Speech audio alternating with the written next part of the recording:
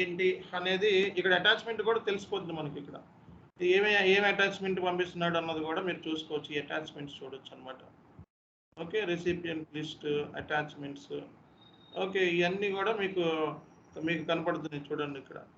So కాబట్టి running letter వెళ్ళిందా లేదా అనడానికి మనం ప్రూఫ్ కింద SOSTలో చెక్ చేసుకుంటాం. వాడు రాలేదు మాకు అన్నాడు అనుకో, SOSTలో చెక్ చేసుకుంటాం.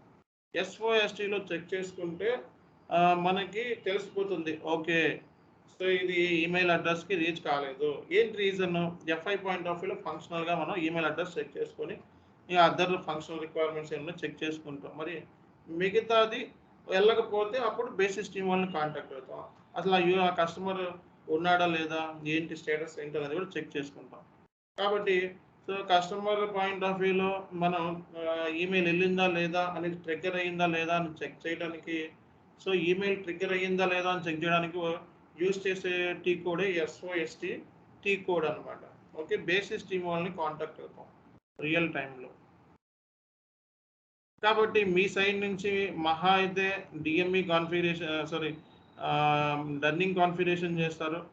Okay, so running configuration functional side నుంచి ఈ ప్రింట్ని జనరేట్ చేయడం ఇవన్నీ మీ డ్యూటీయే. బట్ ఇది వెళ్ళేలాగా చేయటం, ఈమెయిల్ వెళ్ళేలాగా చేయటం, అవుట్పుట్ డిజైన్ చేయటం, స్మార్ట్ కోడింగ్ చేయటం, ఓకే, కాన్ఫిగరేషన్ BT ఎన్హాన్స్మెంట్ చేయటం, అటాచ్మెంట్ రన్నింగ్ ప్రొసీజర్ చేయటం, కోడింగ్ ఫర్ ఈమెయిల్ రాయటం, ఫైనల్ అవుట్పుట్ ఇవ్వడం, ఇదంతా కూడా ఎబాపర్ డ్యూటీ అండి. ఇదంతా కూడా ఎబాపర్ డ్యూటీ. కాబట్టి సో రన్నింగ్ ఎన్హాన్స్మెంట్ ఇట్లా ఉంటుంది.